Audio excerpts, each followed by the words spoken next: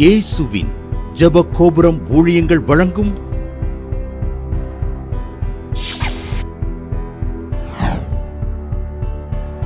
நம்பிக்கையிலே சந்தோஷமாயிருங்கள்.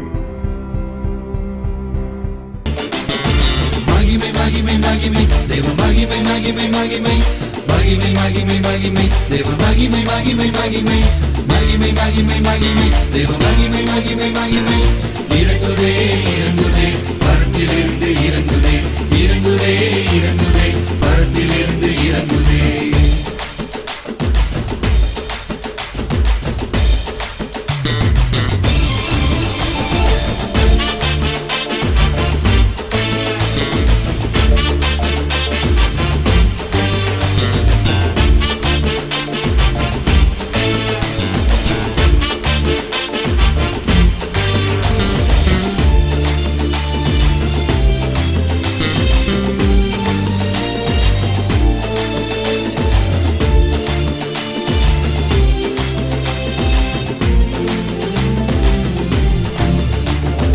தேசத்தின் பாவத்தை மன்னியுமே, ஜனங்களின் பாவத்தை நீக்குமே. தேசத்தின் பாவத்தை மன்னியுமே, ஜனங்களின் பாவத்தை நீக்குமே. தலைவர்கள் மனக்கண்கள் திறக்கணும், சுகவாழ்வு சீக்கிரத்தில் துளிக்கணும். தலைவர்கள் மனக்கண்கள் திறக்கணும், சுகவாழ்வு சீக்கிரத்தில் துளிக்கணும். மகிமை மகிமை மகிமை தேவ மகிமை மகிமை மகிமை இறங்குதே இறங்குதே பரத்திலிருந்து இறங்குதே இறங்குதே இறங்குதே பரத்திலிருந்து இறங்குதே.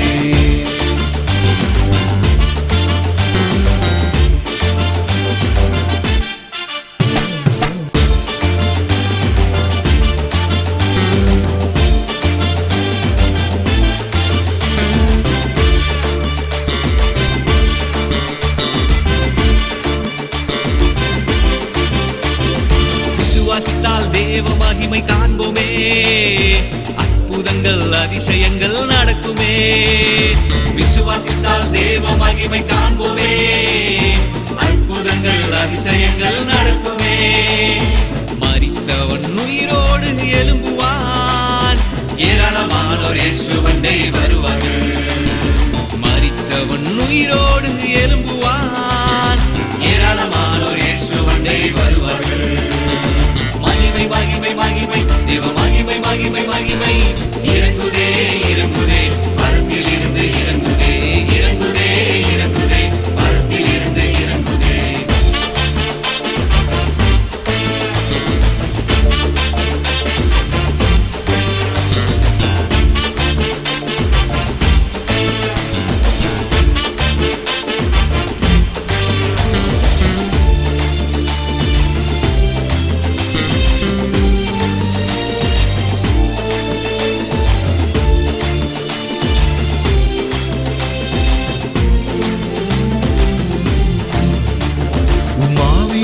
பூரணமாய் நிரப்புமே, வரங்களும் வல்லமையும் ஊற்றுமே. மாவியினால் பூரணமாய் நிரப்புமே, வரங்களும் வல்லமையும் ஊற்றுமே. இயேசுவுக்காய் பெரிய காரியம் செய்வோமே, தேசமும் எழுப்புதலை காணுமே. இயேசுவுக்காய் பெரிய காரியம் செய்வோமே, தேசமும் எழுப்புதலை காணுமே. மகிமை மகிமை மகிமை தேவ மகிமை மகிமை மகிமை மகிமை மகிமை மகிமை தேவ மகிமை மகிமை மகிமை. சாந்திங்கிறவங்க தூத்துக்குடியிலேருந்து எழுதியிருக்காங்க. அவங்க கடை 1.5 வருஷம் 2 வருஷம் பூட்டியே கிடந்துச்சான். அதை வச்சு தான் அவங்க வீட்டில் அவங்க கணவர் இல்லையா, அதை வச்சு தான் அவங்க ஜீவனம் பண்ணணும். இப்படி இருக்கிற நேரில் வர்றவங்களாம் வர்ற மாதிரி வரும், பக்கத்தில் தடுத்து நிறுத்திடுவாங்களாம். நான் ஜாய் டிவியில் நம்பிக்கையிலே சந்தோஷமாக இருக்க நிகழ்ச்சியை ஞாயிற்றுக்கிழமை பார்த்துட்டு அம்மாட்ட ஃபோன் போட்டு ஜெபம் பண்ணேன். கத்தர் மறுவாரமே ஒருத்தவங்க வந்து அட்வான்ஸ் கொடுத்துட்டாங்க. கடைக்கு 1.5 வருஷம் 2 வருஷமாக பூட்டி கிடந்த கடை இப்போ புக் ஆயிடுச்சு. கர்த்தருடைய நாமம் மகிமைப்படுவதா என்று சாட்சி எழுதியிருக்காங்க. ஆண்டவராய் இயேசு கிறிஸ்து நாமத்தினால வாழ்த்துக்களை தெய்வ சமூகத்திலிருந்து உங்களுக்கு கூறுகிறோம். அல்லேலூயா. இந்த நம்பிக்கையிலே சந்தோஷமா இருங்கள் நிகழ்ச்சிக்கு உங்களை அன்போடு கூட வரவேற்கிறோம்.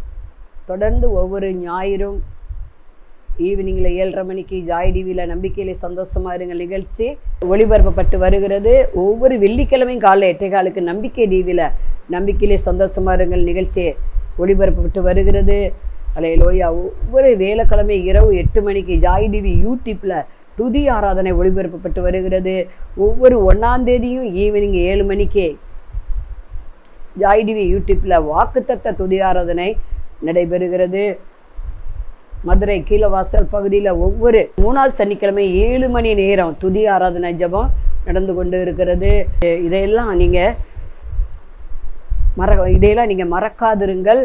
இது உங்களுக்கு பிரயோஜனமாக இருக்கும். உங்களுக்கு தெரிந்தவர்களுக்கு இதை வெளிப்படுத்துங்கள். தொடர்ந்து இந்த சுவிசேஷ ஊழியத்துக்காக நீங்கள் ஜெபம் பண்ணுங்கள்.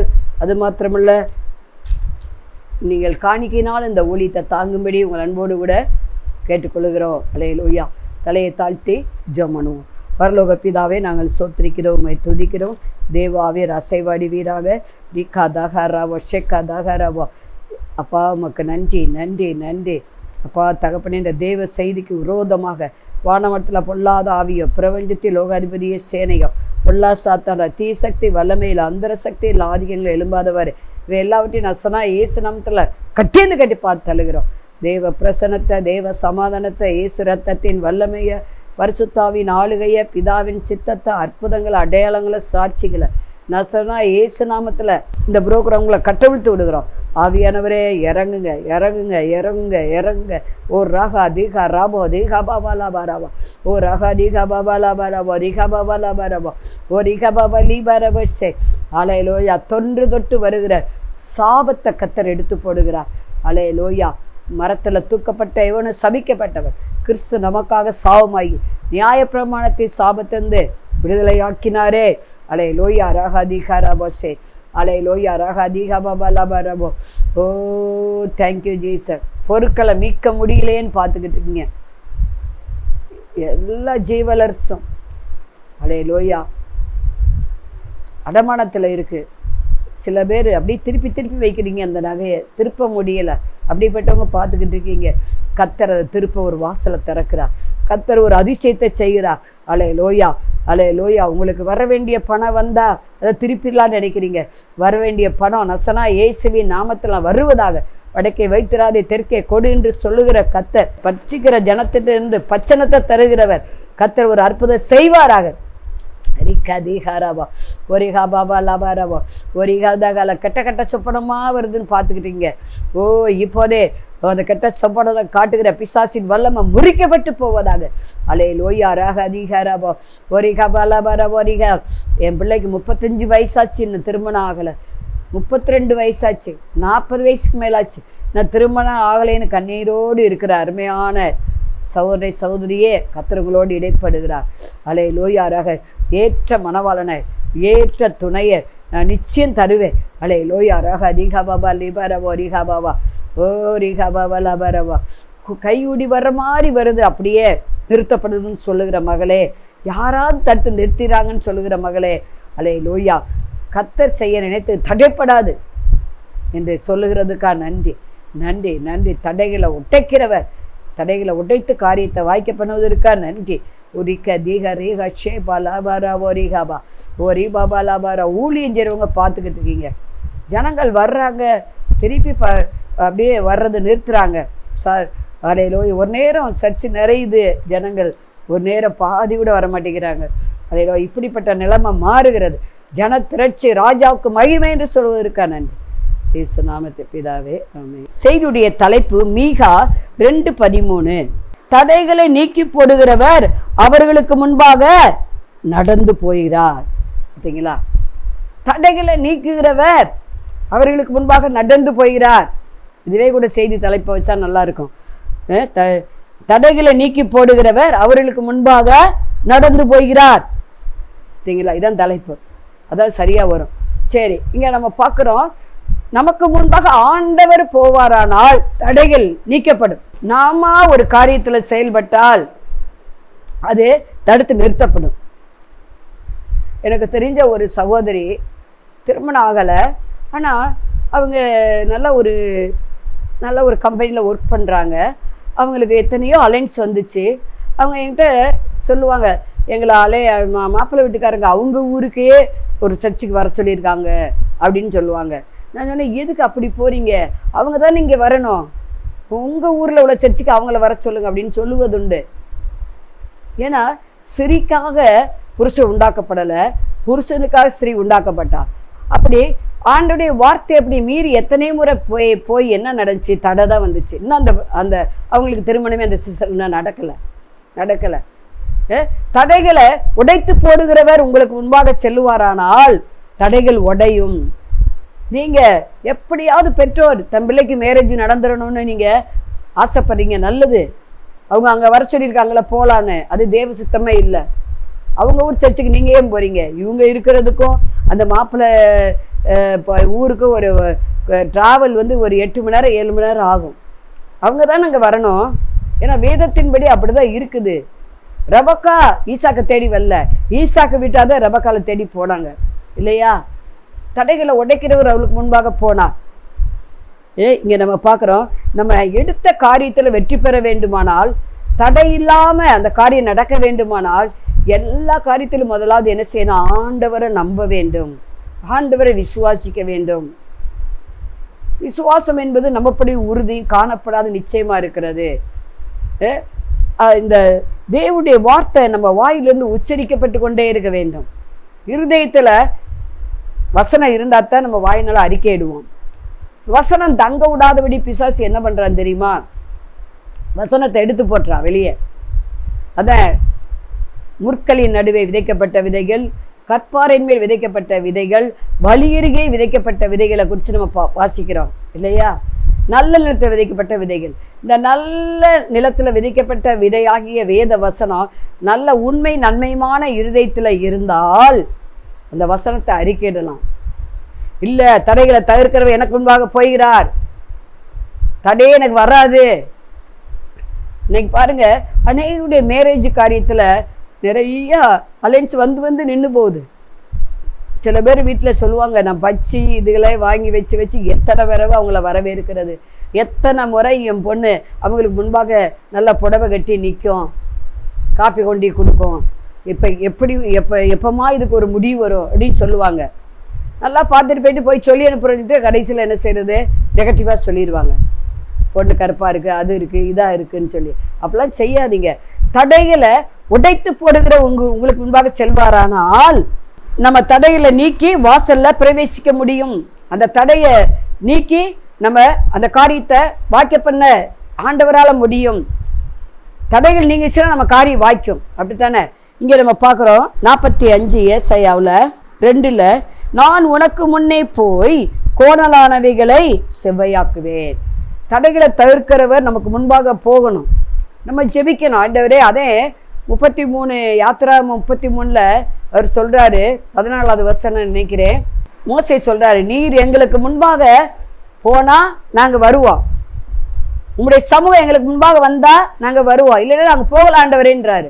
பிரயாணம் பண்ண போகலை, நீங்கள் போகாத எந்த ஒரு இடமும் எங்களுக்கு வேண்டாம், கானானுக்குள்ளே நாங்கள் போகணும்னா நீங்கள் எங்களுக்கு முன்பாக போகணும் ஆண்டவரே. நான் உனக்கு முன்னே போய் கோணலானவைகளை செவ்வையாக்குவேன்.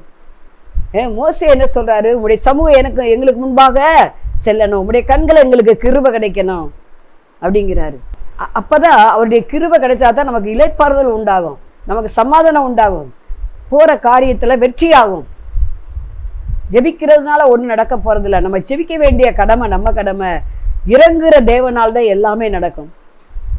ஆண்டவர் இரக்கத்தின் அடிப்படையில் தான் நமக்கு ஒவ்வொரு காரியத்தையும் செய்கிறார். இங்கே நம்ம பார்க்குறோம் ஏசாயா 45:2, நான் உனக்கு முன்னே போய் கோணலானவைகளை செவ்வையாக்குவேன். 3வது வசனம், உன்னை பெயர் சொல்லி அழைக்கிற இஸ்ரவேலின் தேவனாய் கர்த்தர் நானே என்று நீ அறியும்படிக்கு. 4வது வசனம், வெண்கல கதவுகளை உடைத்து இரும்பு தாப்பால்களை முறித்து அந்தகாரத்தில் இருக்கிற பொக்கிஷங்களையும் ஒளிப்பிடத்தில் இருக்கிற புதையலிலும் உனக்கு கொடுப்பேன். நான் என் தாசனாகிய யாக்கோபின் நிமித்தமும் நான் தெரிந்து கொண்ட இஸ்ரவேலின் நிமித்தம் உன்னை பெயர் சொல்லி அழைத்து நீ என்னை அறியாதிருந்தும் உனக்கு என் நாமத்தை என்ன செஞ்சே தரித்தேன். நானே கர்த்தர், வேறு ஒருவரும் இல்லை, என்னை தவிர தேவன் இல்லை என்று நிரூபிக்கிறார். அப்போ நமக்கு முன்னே எத்தனை கோணலானவைகள் காணப்படுகிறது நமக்கே தெரியும். எல்லா காரியத்தையும் நமக்கு போன இடம்லாம் அனுகூலமாக இருக்குது. பிள்ளைகளை ஸ்கூலுக்கு இந்த இனிமேல் மார்ச் இந்த இது அடுத்து ஏப்ரல் என்ன சரி பிள்ளைகளை ஸ்கூலில் சேர்க்கணும். எத்தனை ஸ்கூலில் பாம்பு வாங்கி வச்சுருப்போம். எதுனே சில பேர்கிட்ட கேட்டால் எந்த ஸ்கூல்லையும் எங்களுக்கு தெரியல. எங்கே நல்ல ஸ்கூலு இருக்குது, ஒரு 4-5 இடத்துல இருக்குதுன்னு வச்சுக்கலாம். அதில் ஏதாவது ஒன்றில் கிடச்சா சரி. ஆனால் இங்கே பணம் கம்மி, இங்கே கூட, இப்படியெல்லாம் பார்க்குறோமா இல்லையா? பார்க்குறோம் இல்லையா?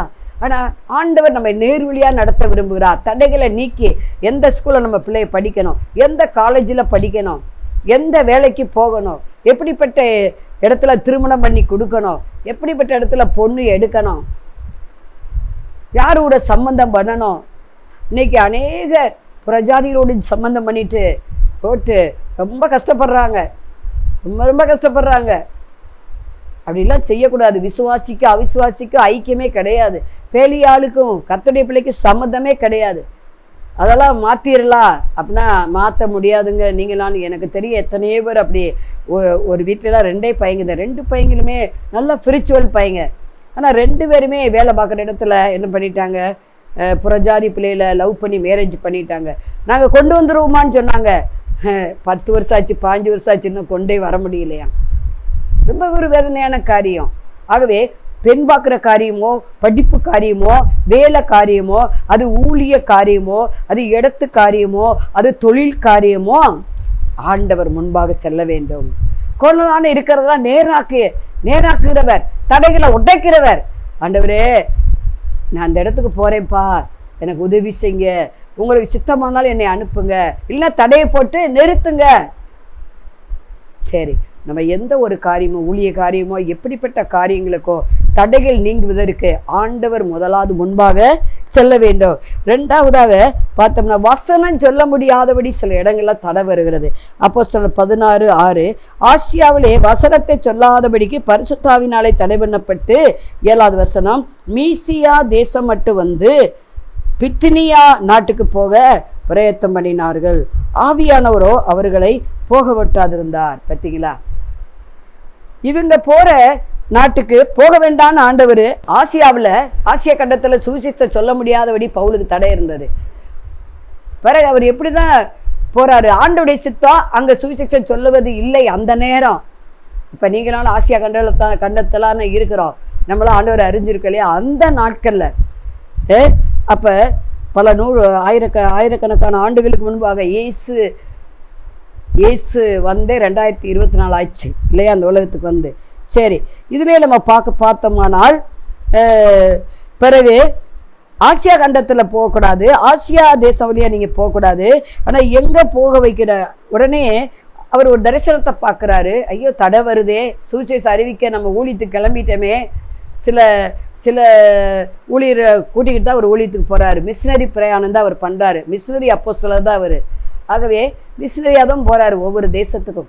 ஆனால் அப்படி போகும்போது தடை வந்த உடனே, ஆவியானவர் தடையை போட்ட உடனே இவர் அப்படியே என்ன இவ்வளவு தடை இருக்கே அப்படின்னு யோசிச்சுட்டு இருக்கும்போது ஜெபம் பண்ணுறாரு.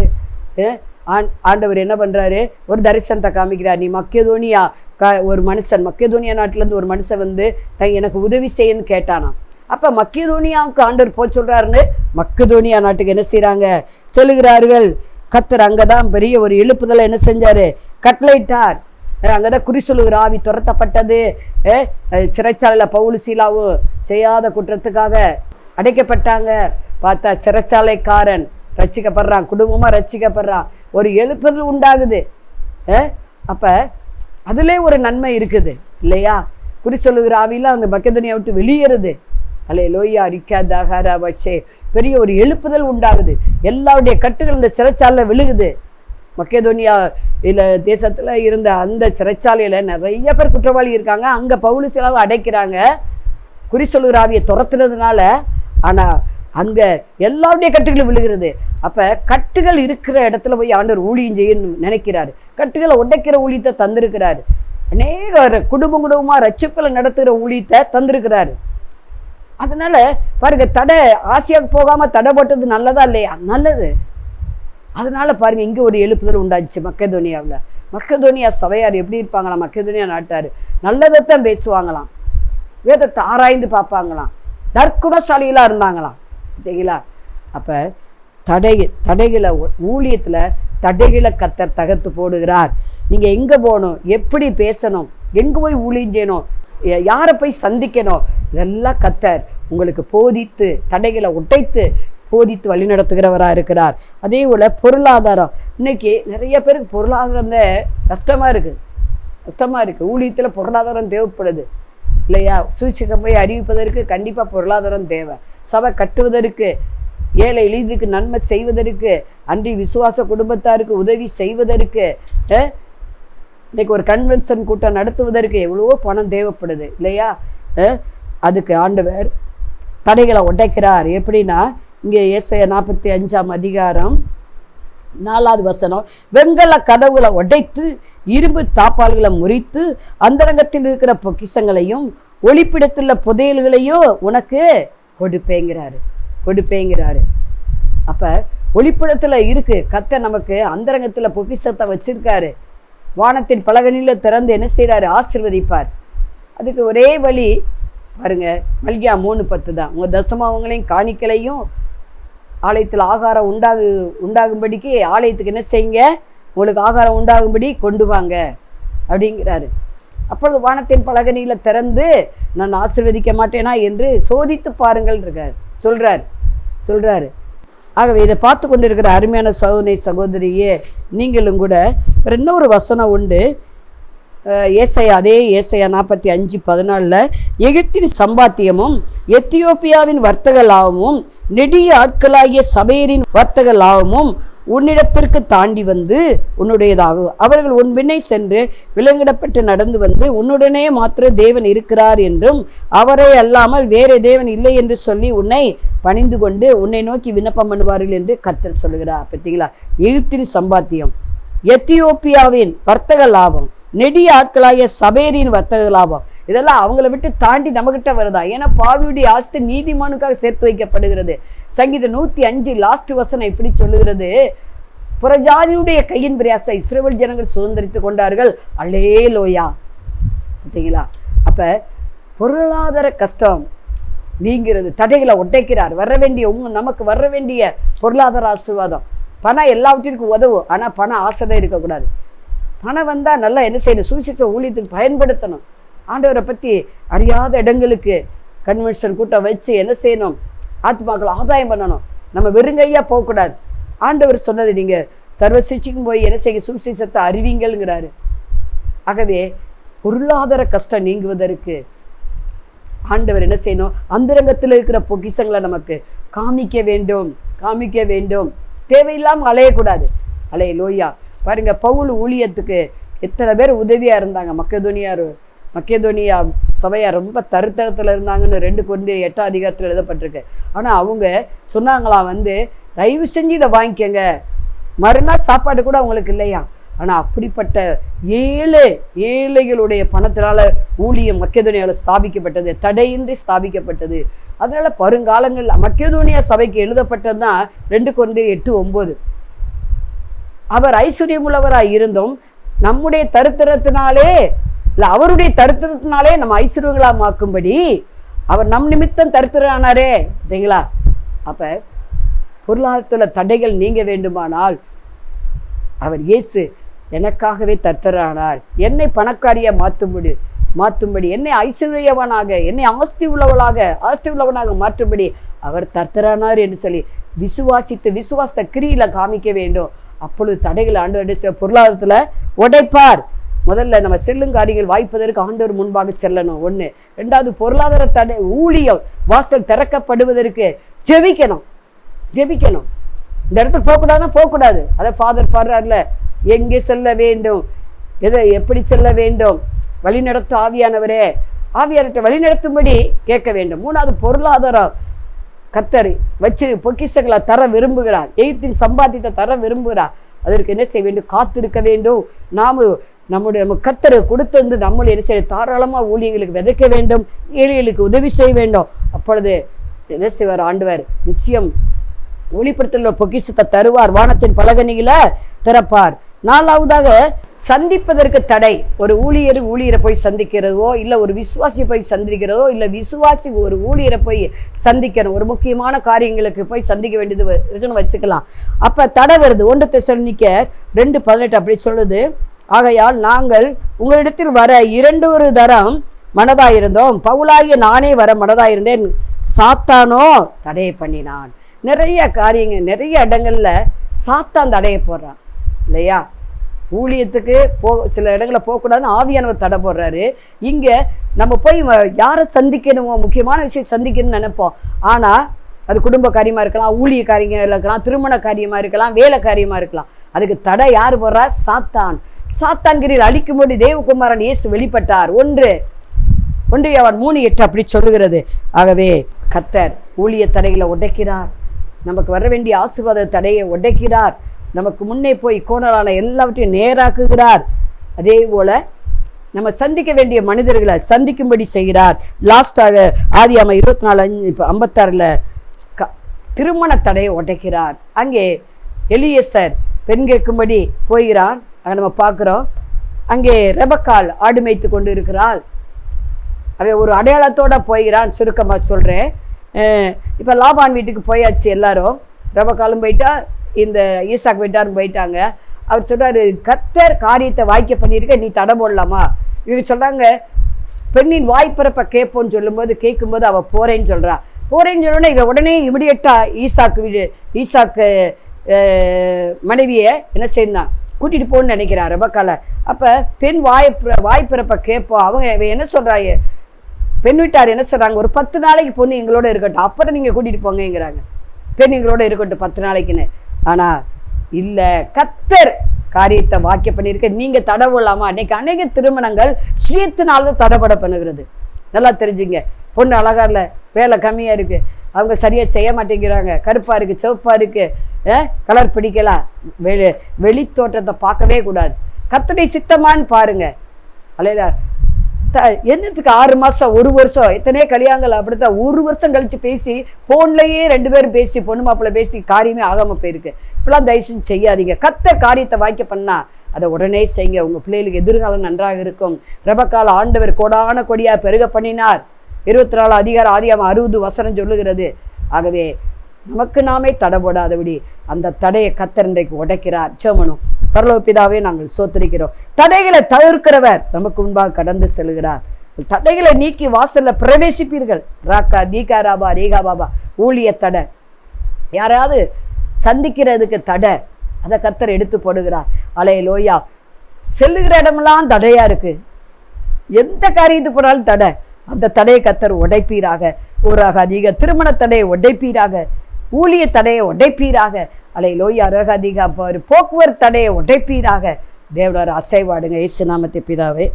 மாணவர்களே, அதிசய கல்வாரி ஊழியங்கள் மூலம் ஒவ்வொரு மாதமும் தேவனால் எல்லாம் கூடும் பத்திரிகையை நாங்கள் வெளியிடுகிறோம்.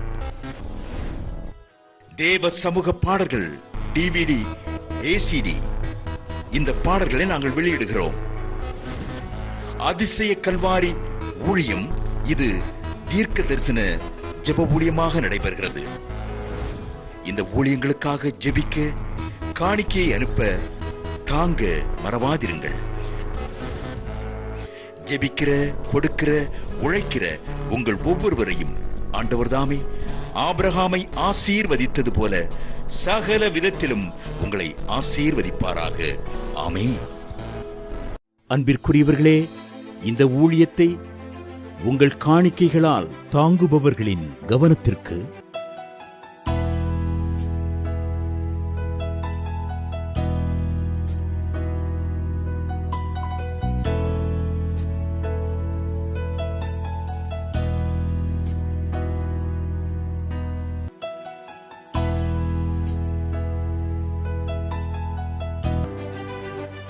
எங்களது முகவரி சகோதரி எலிசபெத் சுந்தர்ராஜன், எண் 27, பொதிகை தெரு, குழந்தைச்சாமி நகர், வண்டியூர், மதுரை 20. செல்போன் எண்கள் 9484177765 9095328172.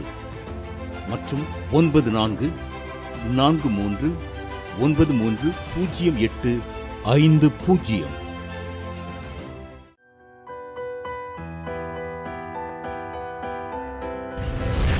கர்த்தர் உங்களை ஆசீர்வதிப்பாராக.